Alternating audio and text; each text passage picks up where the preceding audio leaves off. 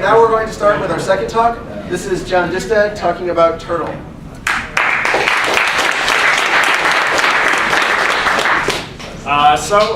My talk is not terribly long, but basically I wrote a system. I called it Turtle. I don't know what it is. It's not a language. It's not a framework. It's just a thing that allows you to embed Clojure code in HTML templates. It's like ERB, but it's not really. And it reads HAML too. I wrote that one last weekend. Basically, I'm just going to show you that it works, and then talk about it a little bit. Except you're not going to be able to read the input and output with this few characters on the screen, but that's okay. And good. So I created a demo namespace about 2 hours ago so that I could demo it. So basically, we have HTML demo. Please work. All right. Now, it takes a little time because it's built on in live. It has to load the entire library into the JVM the first time it runs. If I run it the second time, it'll be a lot faster. But we're going to try to look at this. I probably have too much in this template. There, you know what? Start over. All right. So the input is just a basic HTML template. This stuff at the top is just like, paragraphs. So if you insert a CLJ tag, everything inside the tag is either Clojure code or other HTML tags. And so basically you can do what you see, well, you've got their value, which is just up in the top here. Value is just value with an exclamation point. So it evals that in the context of the namespace that you read the file in. And then down in line 14 here, I just to try it out, I joined the vector 123 with comma space. And then there's this silly macro that just doubles its input. A little farther down, we get a little more complicated. But let's skip to the output so you can see so far that it's working. Oops. Come on. All right. So there's value 1, 2, 3, and 4, which is twice 2, the value of that macro. You want me to leave it for a second? I can jump back up. So basically, the tricky bit is that Clojure forms evaluate to their last element, essentially.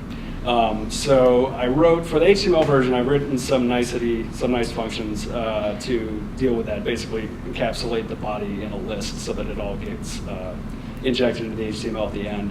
But there's no like weird, this is the template thing that you're taking the values from the tags and then shoving new strings into. It's just like, it just goes through and it builds its lists and then it dumps the lists of strings into the HTML, and the output is a bigger string. And so we've got these users. Basically, I'm just making a list of users. They have hobbies, possibly. Just threw a regular when let in there. Captures a macro I wrote that just takes each of the forms you pass it and returns a string of their eval results. And print each is written in terms of capture. And we see down here that it works. There's lots of new lines. But we've got Bill, his hobbies are food, turtles, and bats.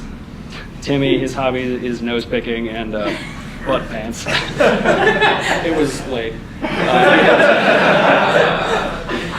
He has no hobbies. And then below that, I'm just testing an if statement, which isn't that exciting. But what is exciting is that this works in HAML. And it was actually a lot easier to write. So that the HTML ones are in live. It consumes the HTML. It does transformations on CLJ tags to eval the bodies and inject that back. The HAML one is, as you might imagine, just hiccup.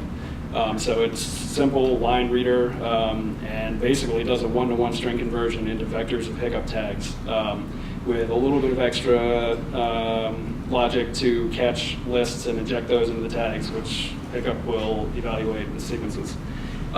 So we do HAML and demo. Now the output's one line, but maybe that's better. So we've got the exact same input, and we don't need to go through all of it. But the input is the HAML version of the HTML input from before. Are you guys familiar, are people here familiar with HAML? Yes. So basically, it's white space significant replacement for HTML. Uses indentation to represent nesting. There's no closing tags. It's a little awkward at first, and then once you get used to it, you never want to see HTML again. And so in regular HAML with Ruby, there's a difference between lines that start with a minus and lines that start with an equals. And lines that start with a minus are evaluated to execute something, but they don't, their body, the result of that expression is not injected into the template. If you use an equals, it's evaluated and it's injected into the template. So like if you had a loop, you would use, have a line that starts with a minus and then loop, and then in the body you would inject elements into the template. But since I don't want to have a template state that I'm injecting things into, I have just basically open parenthesis is a special character. You have to escape it if you want it to print. And anything that's after an open parenthesis is considered to be a Clojure form. For the case where you have symbols that don't have, that aren't in lists or anything, you just use, I co-opted the equal sign from HAML, but it's not the same. You just stick an equals before any string and it evals it. You could put the equals before a list, but you don't have to. And the weird thing here, you guys are going to hate this, is you don't need to close parens.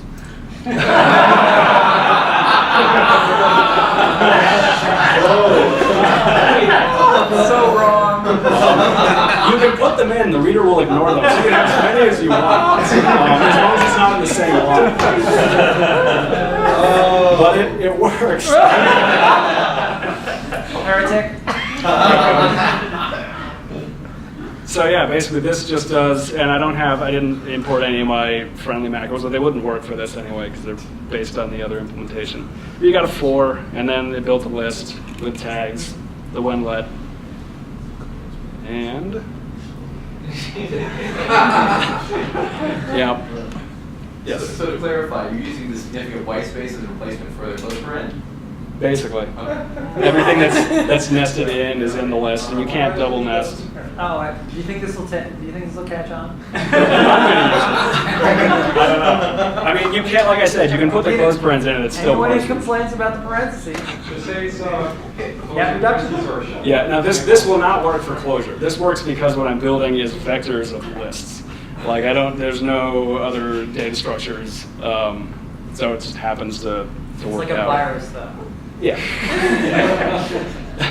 And I tested the escaped parens and the escaped has equals, and if we look at this output, I wrote another function that pipes it through tidy.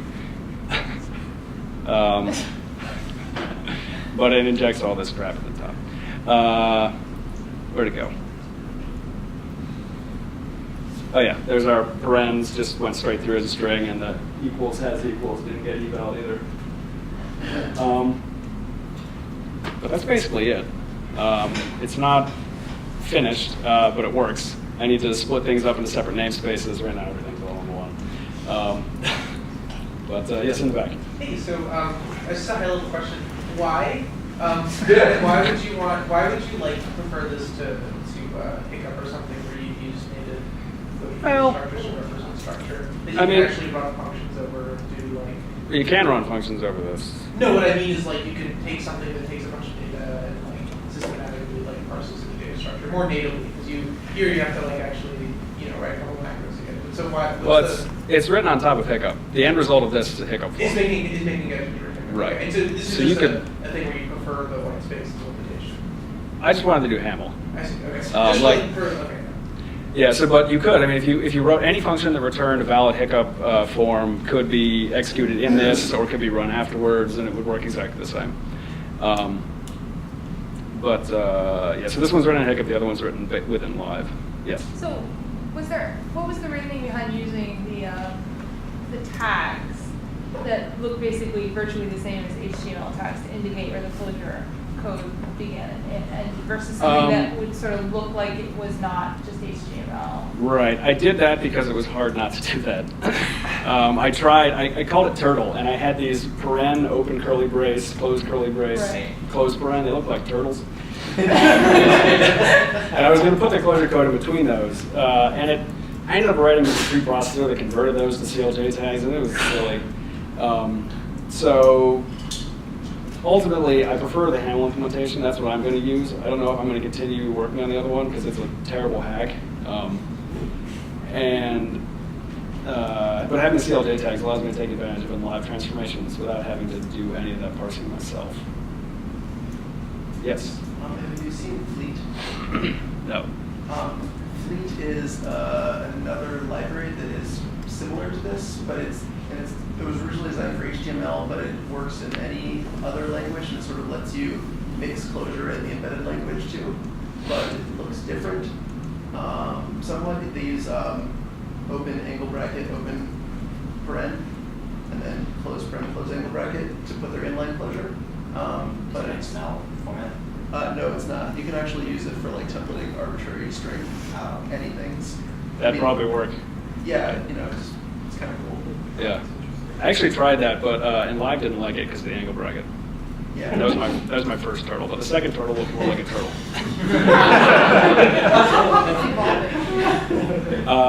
Yes. Yeah, two things. One, can you just show where you're injecting that code to let it spit out the handle? And if you also consider whether you do the same thing, how much heavy lifting is involved to push it into Jade? Just kind of the same thing for Node. You know what Jade is? Right? It's handle's equivalent for Node. Okay. Like it's cleaner HTML. It might work. So there's a lot of functions. Where do you want to start? I don't know, just quick run through, I guess. Well, at the very bottom, You should look at Instaparse that was just released. Instaparse? Yeah. Okay. So both of your attempts lack a parser. So look at Instaparse. It's like the easiest parsing library I've ever seen. It's really nice. Oops, parse. Cool. So yeah, I mean, I have a reader, not a parser for the Haml. But basically, so there's a lot going on here. It splits the file into lines. It evaluates. If we go up, a lot of the functions are badly named. Parse level is deals with a given level of indentation and then calls itself recursively when it indents. And this is actually where the injection happens. So it doesn't fit on the screen, but if you look at lines 151 through past the bottom, through 160, we got that con statement. And basically the next line is the same level as the current line. It just adds tags as it's going. Although build element does the eval. Which part did you want to see? No, I just wanted to, Okay. yeah, I just wanted to see, because I mean, like, to easily incorporate it into like a Node.js package project. So I've got this append elements function that when the nesting is deeper than the line you're on, it takes the last form that it evaluated, whether it's a tag or a list, which is actually a function call, and it sticks everything below it in the last element place. So if the vector it uses into, otherwise it concats. And that's how you end up with nesting actually being inside the vectors as it goes down the tree. And then the thing at the bottom, this is the best part, is that's how you actually execute the functions. You love the other one. The other one's evaling constantly. But because you've got strings and maps that represent the tags, you have to somehow inject the evaled value of the contents of the map into the map and then reincorporate it into the string, which basically means building a giant letsim or letfun with gensings, and then that goes around every context when it gets evaled. But this one I like better. Yeah. Any other questions? Cool. Well, I'm going to try to clean it up and, got to write some tests. And the repo's private, but I'll make it public tonight. I just didn't, it wasn't ready for the board. But that's it. All right.